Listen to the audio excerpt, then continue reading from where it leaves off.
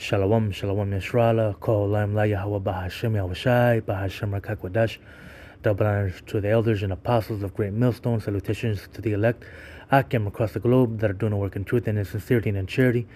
And shalom to the few sincere Aqua that are watching, listening, and learning. This is Daniel Abba, here from the Great Millstone Chicago camp. Lord willing, coming back at you with another edifying video. Alright, it's breaking news from yesterday. I was at work when I heard this news, but Iran, shot down two U.S. fighter jets. All right, and reminds me of the book of Joel, the third chapter. Let the weak say I'm strong. All right, hey, these smaller nations are no longer scared of America, man. They're fighting back against the big bully, man. All right, I'm just gonna play the whole video. I'm play a little bit of video. I'm not gonna play the whole thing, but we'll get right Welcome into it. to the News Hour. For the first time in 5 weeks of war with Iran, 2 American combat aircraft went down in separate incidents. One of 2 service members on board an F-15E that was shot down was rescued.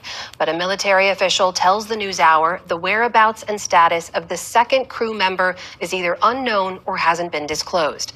During a harrowing rescue mission today for the fighter jet, a Black Hawk helicopter was also shot at but was able to return to base.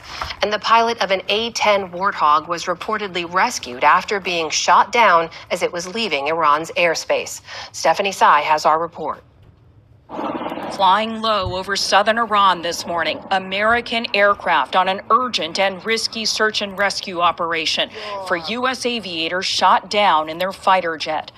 Iranian state broadcasters televised a U.S. military transport aircraft with 2 helicopters following closely behind, scouring treacherous mountain terrain. The rescue mission marks the first time since the start of the war that U.S. troops were known to be inside Iran. A U.S. official confirms the downed jet is an F-15. It's the first aircraft lost in Iran since the war began. Israel halted airstrikes during the American rescue, in which 1 crew member was recovered alive. The fate of the second service member is unclear. Wow. Iranian officials said the jet was brought down south of Tehran toward the Persian Gulf. Iranian state media announced a bounty for the capture of the crew. Residents, dear and honorable people, if you capture the enemy pilot or pilots alive and hand them over to the police, you will receive a precious prize. They're not scared. Video from the Revolutionary Guard allegedly showed tribesmen in Khuzestan province on the hunt. The state-affiliated broadcast showed... The weak say I'm strong, man. Hey, if this was back in the day, man, hey, you best believe, hey, the Iranian citizens wouldn't be out there with guns trying to see if they can capture the people that were in the second U.S. fighter jet, man. They'd be scared. All right. Photos of the wreckage. The half-destroyed logo on what appears to be a stabilizer fin intact would have read, U.S. Air Forces in Europe. Another photo being circulated seems to show one of the crew members' ejector seats. A second U.S. aircraft, an A-10 Warthog similar to this one, also reportedly crashed near the Strait of Hormuz, with Iran claiming to have shot it down. The Americans were shot down a day after President Trump touted the bombing of Iran's largest bridge. Iran says the collapse killed at least 8 people and injured nearly 100 Iranians. Many gathered for outdoor celebrations on the last day of the Persian New Year. A U.S. official told PBS News that the bridge was a planned military supply route for Iran's missiles and drones. But Iranian officials said it was used only by civilians. There was absolutely no military use or transportation of military equipment here, and there is no military base in the vicinity. This attack shows the ultimate savagery and hostility of the enemy.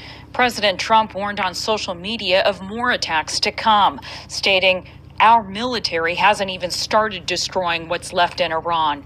Bridges, then electric power plants." Trump's recent threats to target civilian infrastructure have raised alarms among war crimes experts. Iran today bombarded Israel and its Gulf neighbors with missiles and drones and continued its chokehold on the Strait of Hormuz. Though today, a French container ship became the first Western European vessel known to have passed through the channel in recent weeks. The ship's successful transit occurred while French President Emmanuel Macron held meetings in South Korea on jointly ensuring the safety of the strait. It's going to bring out one precept. If the Spirit gives me another one, might as well. But it's the book of Joel. Was it 3? No, yeah, Joel 3 and verse was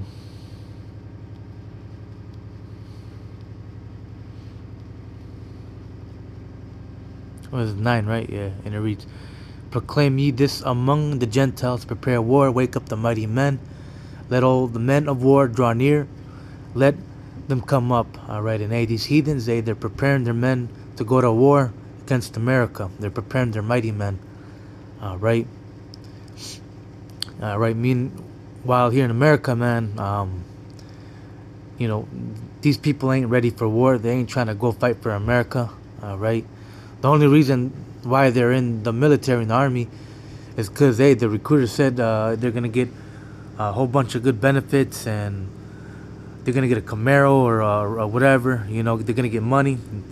But other than that, man, hey, they don't have a warrior killer's mentality, man, or a killer instinct, But verse 10, beat your plowshares into swords. The plowshare is a farming tool, and your pruning hooks into spears, which is another farming tool. Let the weak say, I'm strong.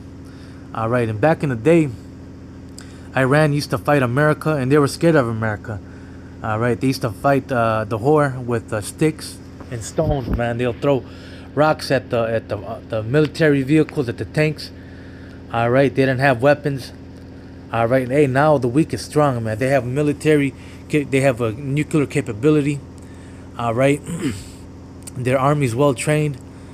All right, and hey, they're strong, man. All right, the mighty men,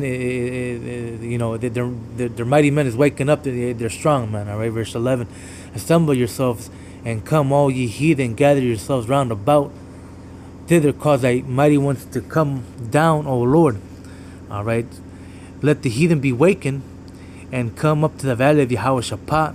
All right, which is in the Middle East. All right, and you see war brewing up in the Middle East. All right, we're in the midst of World War III. We're not at the climax, but before all these nations get involved, the mark of the beast, Revelations 13 and 16 has to come to pass.